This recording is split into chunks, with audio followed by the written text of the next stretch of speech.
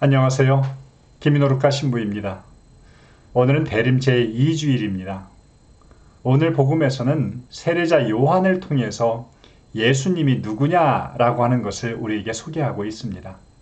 세례자 요한이 소개하고 있는 예수님의 모습에 주목하면서 오늘의 복음 속으로 들어가야 할 것 같습니다. 잠시 침묵하면서 오늘의 여정을 시작하도록 합시다.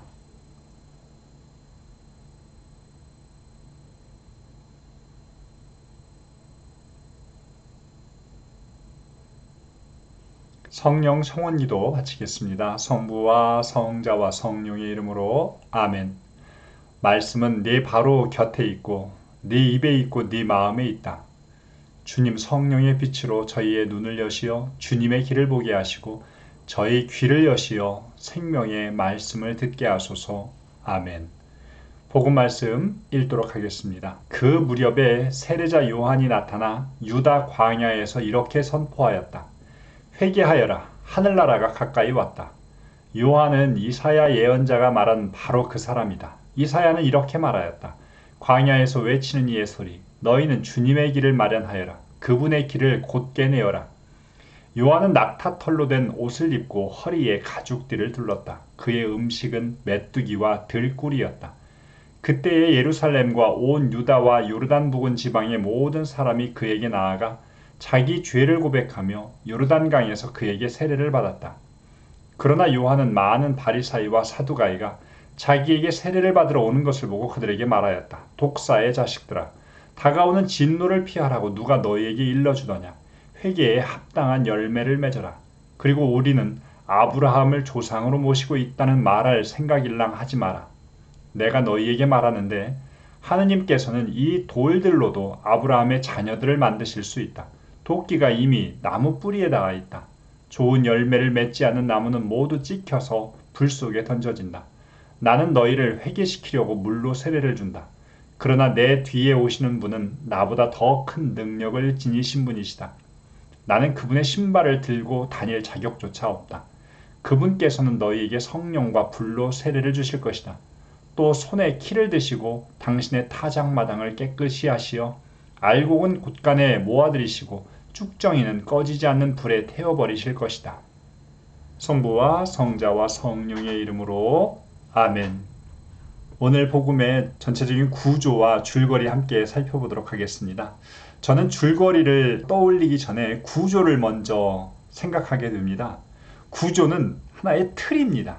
그래서 이 틀을 세운 다음에 줄거리를 붙이면 기억하기가 훨씬 좋아지는 것 같아요.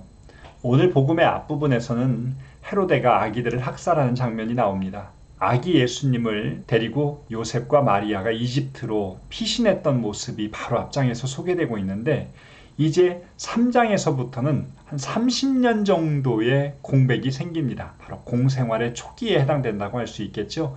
요한이 유대 광야에서 선포하는 내용이 오늘 복음의 시작 부분으로 소개되고 있고요. 이제 요한에게 세례를 받기 위해서 몰려오는 사람들, 거기는 바리사이와 사두가이도 있었고요. 많은 지역에서 온 사람들도 있었습니다. 그들에게 하는 말도 소개되고 있죠. 그러면서 마지막으로 예수님이 누구신가 라고 하면서 오늘 복음의 초점을 자연스럽게 예수님께로 이동시킵니다. 오늘 장소가 어떻게 이동되는지 또 초점이 어떻게 이동되고 있는지를 보면 오늘 복음을 좀 더 입체적으로 보는 데에 도움이 될 것이라고 보입니다. 이 복음에 이어서 이제 예수님이 공생활을 본격적으로 시작하시는 그 장면이 세례부터 시작되게 되지요. 세례자 요한이 유대 광야에서 선포를 하게 됩니다. 회개하여라, 하늘나라가 가까이 왔다. 오늘 복음사가는 요한을 일컬어서 그가 바로 이사야서에서 이야기했던 그 사람이다 라고 소개하고 있는데요. 마테오 복음사가는 복음 전체를 통하여 그분은 우리의 임금이시다, 우리의 메시아시다 라고 하는 걸 소개하려고 합니다.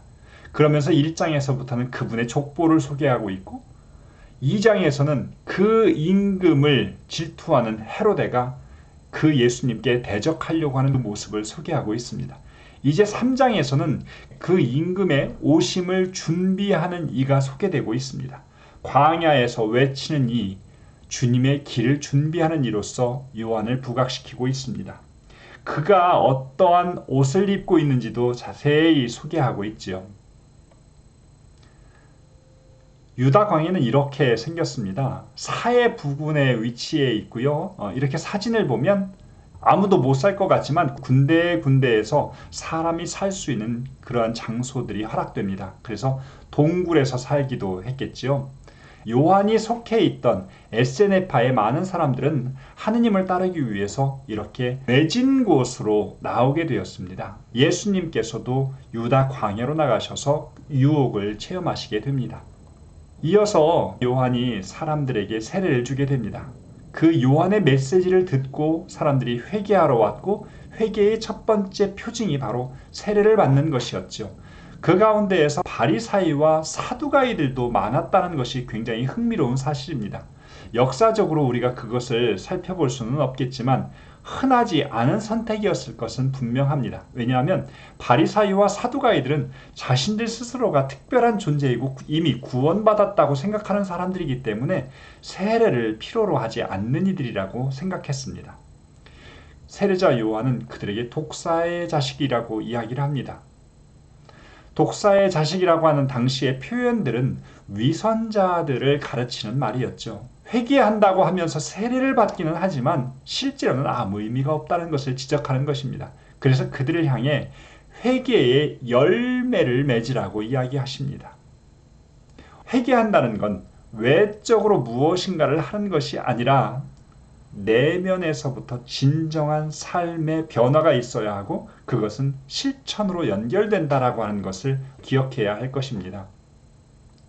요한이 세례를 주었다고 이야기하는 이 요르단강은 갈릴레아 호수 위쪽에서부터 시작되어서 사해까지 이어지는 것입니다. 이스라엘 전체를 관통하는 강이죠. 그래서 어떤 곳은 굉장히 좁기도 하고 어떤 곳은 넓기도 합니다.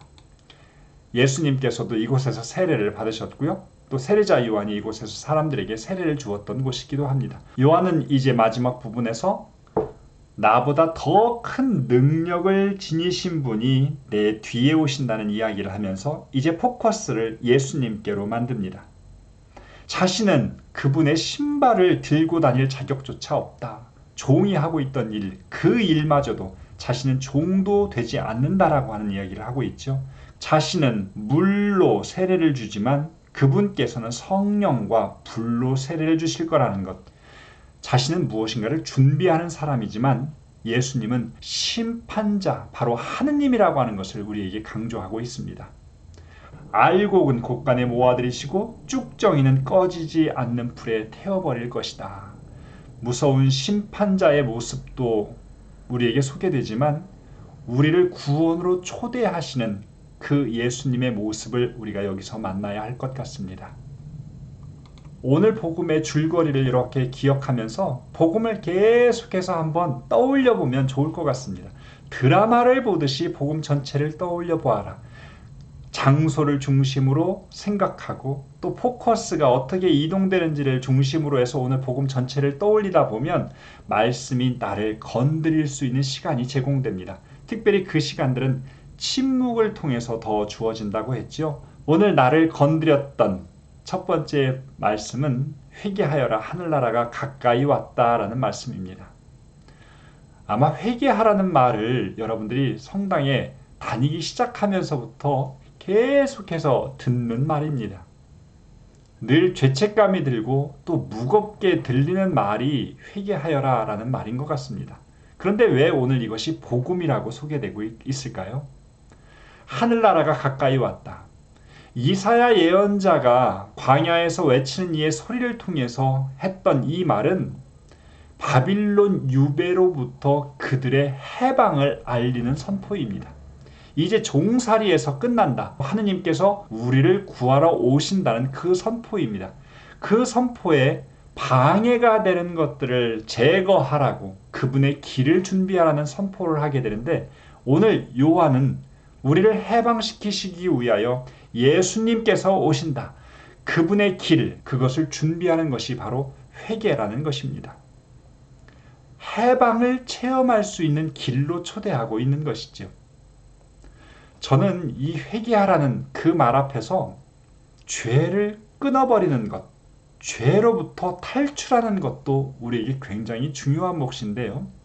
이 말이 우리에게 불편한 까닭은 죄는 어쩔 수 없이 나와 공존할 수밖에 없는 것이라고 하는 그 생각 때문입니다.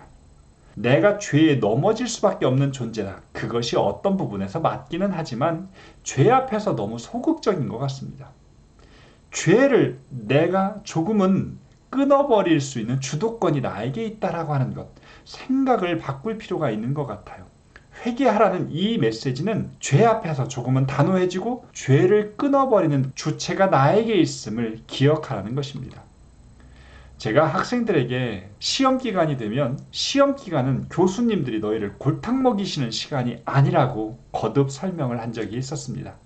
시험은 생각을 바꿔보면 교수님들을 놀래키는 시간이다.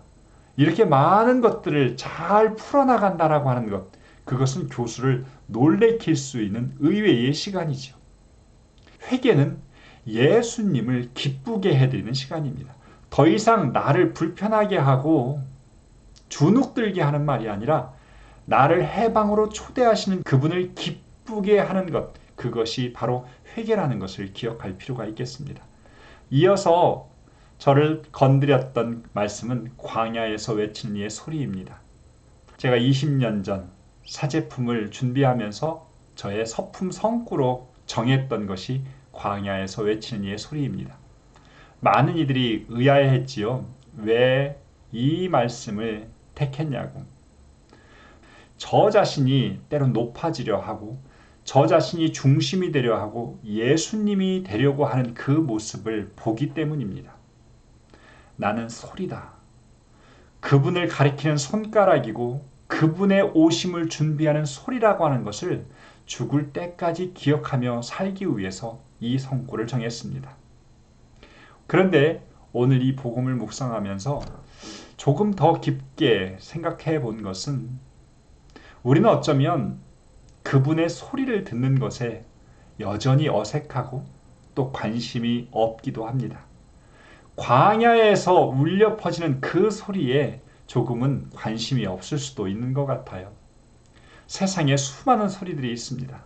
누군가와 대화를 하는 시간조차도 어쩌면 상대방의 소리조차 듣기 어려운 것이 오늘날 우리의 현실이 아닐까 싶습니다. 서로 다 다른 생각들을 갖고 있기 때문이지요. 아무리 귀한 말을 한다 할지라도 그것을 들으려고 하는 준비가 없으면 들리지 않는 법입니다. 나에게 주로 들리는 소리는 무엇인가? 내가 주파수를 맞추고 있는 무엇인가가 선택적으로 들리게 되어 있는 것 같습니다. 광야로도 우리의 집중을 이동시킬 필요가 있는 것 같아요. 과연 그 광야에서 나를 해방시키고 나를 살리기 위해서 들리는 소리는 무엇인가? 우리가 조금은 익숙하지 않은 소리, 나를 해방시키고 나를 살리는 소리를 어디에서 듣고 있는가?